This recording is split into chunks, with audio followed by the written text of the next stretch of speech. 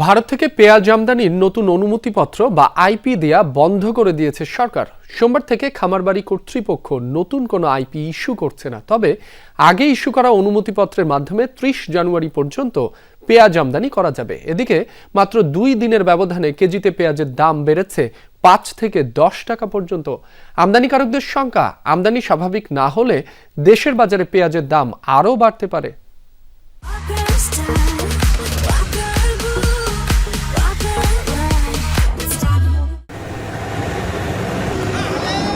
ভারত থেকে পেঁয়াজ আমদানি করতে নতুন করে অনুমতিপত্র বা আইপি ইস্যু আবারও বন্ধ করেছে সরকার। গত সোমবার থেকে খামারবাড়ি কর্তৃপক্ষ নতুন কোনো আইপি দিচ্ছে না। তবে স্বস্তির খবর হলো, যাদের আগে থেকে আইপি নেওয়া আছে তারা আগামী ৩০ জানুয়ারি পর্যন্ত পেঁয়াজ আমদানি করতে পারবেন।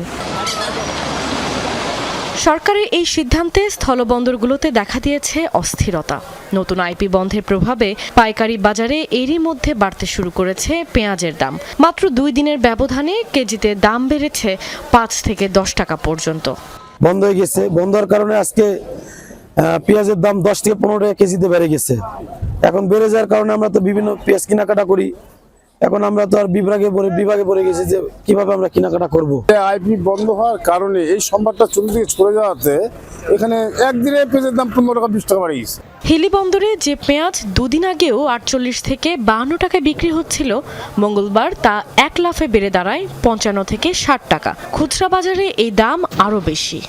বাজারে সরবরাহ যাতে নিশ্চিত থাকে এজন্য আমরা হিলি স্থল কাস্টমসের পক্ষ থেকে দ্রুততম সময়ের মধ্যে পেঁয়াজের পরীক্ষণ, শুল্কায়ন এবং রাজস্ব আদায় পূর্বক খালাসের ব্যবস্থা আমরা গ্রহণ করি। এগুলা আগের অল্প কয়েকটা আইপি ছিল, সেগুলোতে ঢুকতেছে, আর তো বেশি নাই, শেষ।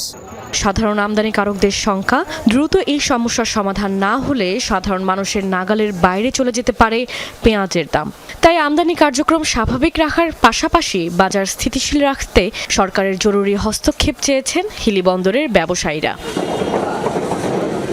কাশফিয়া রুহি, যমুনা নিউজ।